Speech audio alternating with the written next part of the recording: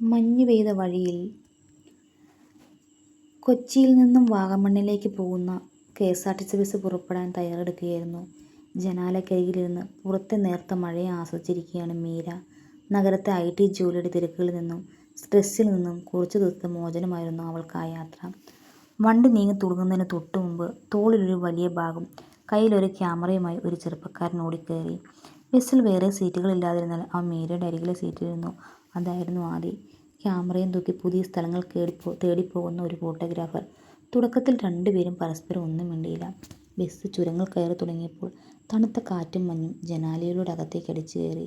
ജനഗ്ലാസ് താഴ്ത്താൻ മീര കുറച്ച് ബുദ്ധിമുട്ടുമെന്ന് കണ്ട് ആദി അവളെ സഹായിച്ചു. ആ ചെറിയൊരു സഹായത്തിൽ നിന്നാണ് അവർക്കിടയിലെ സംഭാഷണം തുടങ്ങിയത്. താങ്ക്സ്. വാഗമണ്ണിലേക്കാണോ? മീര ചോദിച്ചു. അതെ, കുറച്ച് നല്ല ഫോട്ടോസ് എടുക്കണം. പുതിയ വ്ളോഗിന് വേണ്ടിയാ. തനിയാണോ? ആദി ചിരിച്ചുകൊണ്ട് ചോദിച്ചു. ചെറിയൊരു ബ്രേക്ക് എടുത്തതാ, അവൾ മറുപടി പറഞ്ഞു. പിന്നീടുള്ള യാത്രയുടെ ഉടനീളം അവർ സംസാരിച്ചുകൊണ്ടേയിരുന്നു. കഥകളും കവിതകളും യാത്രകളും ഇഷ്ടപ്പെടുന്ന രണ്ടുപേർ പെട്ടെന്ന് തന്നെ നല്ല സുഹൃത്തുക്കളായി മാറി. വാഗമണ്ണിലെത്തിയ ശേഷവും അവർ ഒരുമിച്ചാണ് മഞ്ഞു മൂടിയ മൊട്ടക്കുന്നുകളിലൂടെയും പൈൻ ഫോറസ്റ്റിലൂടെയും നടന്നത്. മീരയുടെ ചിരിക്കുന്ന മനോഹരമായ ചിത്രങ്ങൾ ആദ്യത്തിൻ്റെ ക്യാമറയിൽ പകർത്തി. പരസ്പരം പേര് ചോദിച്ചറിഞ്ഞെങ്കിലും അവർ ഫോൺ നമ്പറുകളോ സോഷ്യൽ മീഡിയ അക്കൗണ്ടുകളോ കൈമാറിയില്ല. ചില യാത്രകൾ അപരിചിതമായി തുടരുമ്പോഴാണ് കൂടുതൽ ഭംഗിയെന്നായിരുന്നു ആദിയുടെ നിലപാട്. 5 ദിവസത്തെ യാത്രയ്ക്കൊടുവിൽ അവർക്ക് തിരിച്ചു പോകേണ്ട സമയമെത്തി. രണ്ടുപേരുടെയും മനസ്സിൽ പരസ്പരം പിരിയാൻ കഴിയാത്ത വിധം പ്രണയം മൂട്ടിട്ടിരുന്നു. എങ്കിലും അത് തുറന്നു പറയാൻ രണ്ടുപേരും മടിച്ചു. ബസ് സ്റ്റാൻഡിൽ വെച്ച് യാത്ര പറയുമ്പോൾ മീരയുടെ കണ്ണുകൾ നിറഞ്ഞിരുന്നു. ഒരു ചെറുപുഞ്ചിരിയോടെ ആദി യാത്ര പറഞ്ഞു മറ്റൊരു ബസ്സിൽ കയറിപ്പോയി. 2 വർഷങ്ങൾക്ക് ശേഷം മീര വീണ്ടും തൻ്റെ പഴയ ജീവിതത്തിലേക്ക് മടങ്ങിപ്പോയിരുന്നു. ഒരുപാട് അന്വേഷിച്ചെങ്കിലും പരസ്പരം കണ്ടുപിടിക്കാൻ ആയില്ല രണ്ടുപേർക്കും. എങ്കിലും ഓരോ മഴ പെയ്യുമ്പോഴും മഞ്ഞു വീഴുമ്പോഴും അവരുടെ മനസ്സ് പഴയ വാഗമണ്ണ് യാത്രയിലേക്കും ആദിയിലേക്കും ഓടിയെത്തി.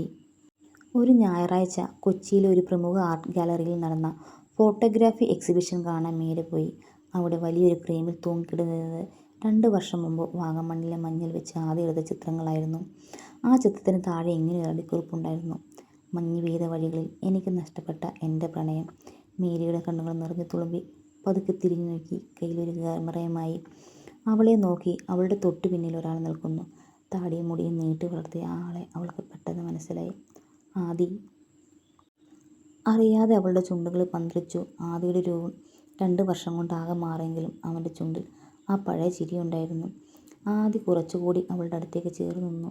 ഇത്തവണ ഞാൻ നിന്നെ കൈവിടില്ല മീര, ആദി പതിഞ്ഞ സ്വരത്തിൽ പറഞ്ഞു. അത്രയും നാൾ മനസ്സിൽ ഒളിപ്പിച്ചു വെച്ച പ്രണയത്തോടെ മീര അവനെ നോക്കി പുഞ്ചിരിച്ചു. വാഗമണ്ണിലെ മഞ്ഞു വഴികളിൽ തുടങ്ങിയ ആ യാത്ര അങ്ങനെ അവരുടെ ജീവിതയാത്രയായി മാറി. ഈ കഥ ഇവിടെ അവസാനിച്ചു. കഥ ഇഷ്ടപ്പെട്ടെങ്കിൽ അഭിപ്രായം അറിയിക്കണം കേട്ടോ.